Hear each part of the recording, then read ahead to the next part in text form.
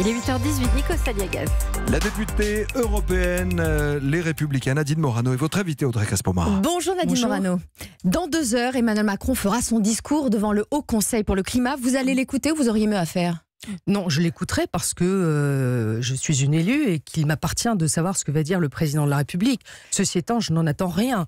Parce qu'on voit très bien qu'il veut encore créer un bidule sans répondre à la vraie souffrance, à la vraie préoccupation des Français. En refusant l'invitation d'Emmanuel Macron, Jean-Luc Mélenchon a volé un peu la vedette au reste de l'opposition.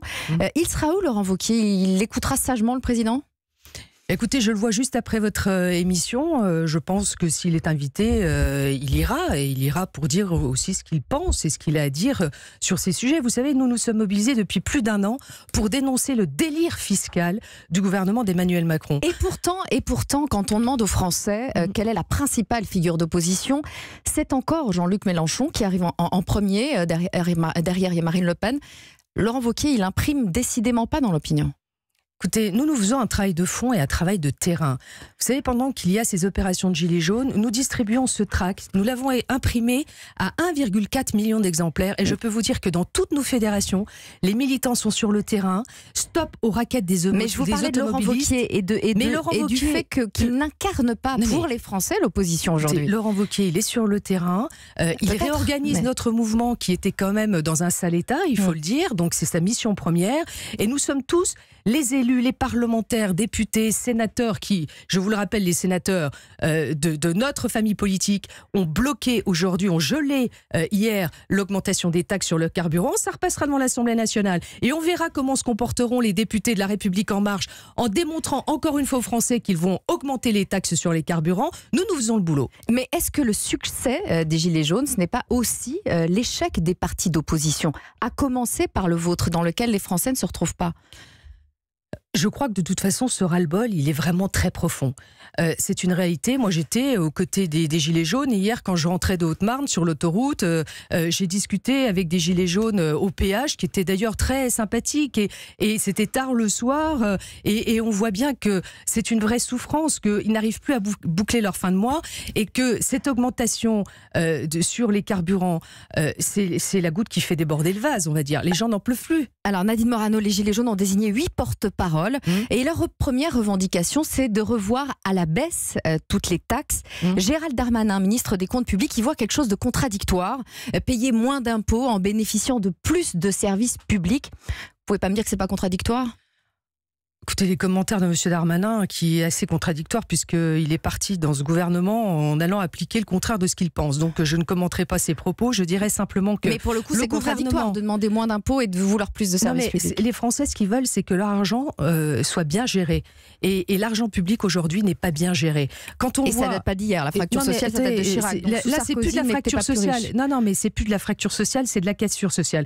Et ne retournons pas en arrière, on est aujourd'hui avec un gouvernement géré sous la présidence de M. Macron.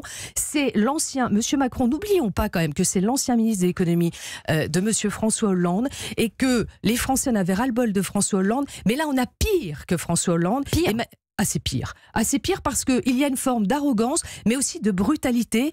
Quand, au tout début du quinquennat, il supprime l'impôt sur la fortune, qu'il matraque ensuite les retraités, qu'il matraque les automobilistes, et notamment les classes moyennes, les classes modestes, qui sont en milieu rural, dont je rappelle que plus de 18 millions de personnes habitent en zone blanche de mobilité, c'est-à-dire sans transport public, c'est scandaleux. Et donc, il fait ça en 1 an, en ayant une trajectoire, mais tellement brutale, que les Français ne s'en sortent plus. Et ne veulent pas. Nadine Morano, l'autre revendication des porte-paroles des Gilets jaunes, c'est la création d'une assemblée citoyenne. Pour eux, l'Assemblée nationale n'est plus représentative. Démonstration, plus de 40% des Français ont voté Le Pen ou Mélenchon. Ils sont représentés par 4% des députés. 40%, 4%, ça fausse la vie démocratique. Non, moi je suis extrêmement favorable au scrutin majoritaire qui permet, d'ailleurs c'est ce scrutin qui nous a toujours permis d'avoir une stabilité dans notre pays. Regardez ce qui se passe. Ce rapport entre le vote et la représentativité à l'Assemblée, la représentativité et la stabilité d'un pays, vous savez, c'est extrêmement important. Et aujourd'hui, notre revendication chez les Républicains et notre mobilisation est que le gouvernement doit annuler toutes les hausses de taxes sur les carburants. Nous voulons cette annulation. C'est pas la peine qu'ils prennent la parole à 10h pour nous dire qu'il va continuer sa trajectoire écologique. Parce que les gens, évidemment, sont favorables à mettre en place des politiques pour préserver l'écologie. Mais ils ne veulent pas que ça soit d'une brutalité qui ne leur permette pas de faire face dans leur vie quotidienne. Nadine Morano, le slogan le plus populaire dans les manifestations des Gilets jaunes, c'est « Macron démission ». Est-ce que vous iriez, vous, jusqu'à la demander ? Non, parce que je suis favorable à une stabilité de nos institutions et que je ne crois pas que ce soit la solution. La vraie solution, c'est qu'Emmanuel avec les Gilets jaunes, Macron, la seule solution, c'est qu'Emmanuel Macron réfléchisse un peu et entende ce que disent les Français et qu'ils comprennent, parce qu'il écoute, mais je l'ai rencontré quand il est venu en Lorraine, il écoute et on a l'impression qu'il ne comprend pas. Il faut qu'il entende cette souffrance et qu'il reconnaisse qu'il a fait une erreur. Il ne comprend pas, selon vous?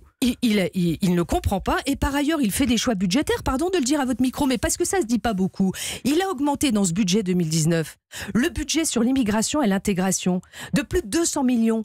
On est à une augmentation de 11,5% avec 1,5 milliard d'euros sur ce budget, plus les mineurs étrangers arrivés en situation illégale sur le territoire français. Ça coûte au département français près de 2 milliards d'euros cette année. L'immigration, enfin ça fait pas partie des revendications des Gilets jaunes. Ils demandent la baisse des taxes. Mais parce que tout ça, je vais vous dire, sur les carburants. Ne croyez pas ça, parce que moi, quand Emmanuel Macron est venu, je lui ai dit, vous savez, vous avez réquisitionné, l'État a réquisitionné l'ONF, le centre de l'ONF à côté en Lorraine, en Meurthe-et-Moselle, à Velaine-en-Haye, pour y mettre des mineurs étrangers arrivés en situation illégale sur le territoire. Combien ça coûte aux contribuables, toute cette politique migratoire désastreuse? Eh bien, on sacrifie nos retraités et les classes modestes, mais à côté de ça, on leur demande beaucoup d'efforts et on a une politique migratoire extrêmement coûteuse. Ça, c'est scandaleux. Emmanuel Macron a comparé les incidents de samedi à des scènes de guerre.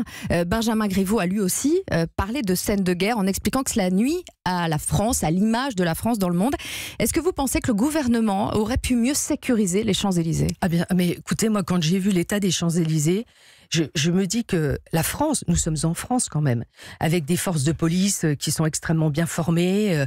Jamais on n'aurait dû arriver à ce genre d'incident. C'est grave, c'est grave. Et donc je pense que c'est pas les forces de l'ordre qui sont là évidemment en accusation. Je pense que le gouvernement n'est pas à la hauteur de sa tâche. Et je crois que s'il ne comprend pas la souffrance des Français aujourd'hui, mais il y a une forme d'anarchie aujourd'hui dans notre pays, parce que le mouvement des Gilets jaunes, c'est des gens qui ont envie d'exprimer une souffrance, mais il n'y a aucune organisation structurée. Et donc aujourd'hui, il faut qu'Emmanuel Macron arrive à faire cesser cette forme d'anarchie qui est en train de se développer dans notre pays. Merci Nadine Morano. Merci.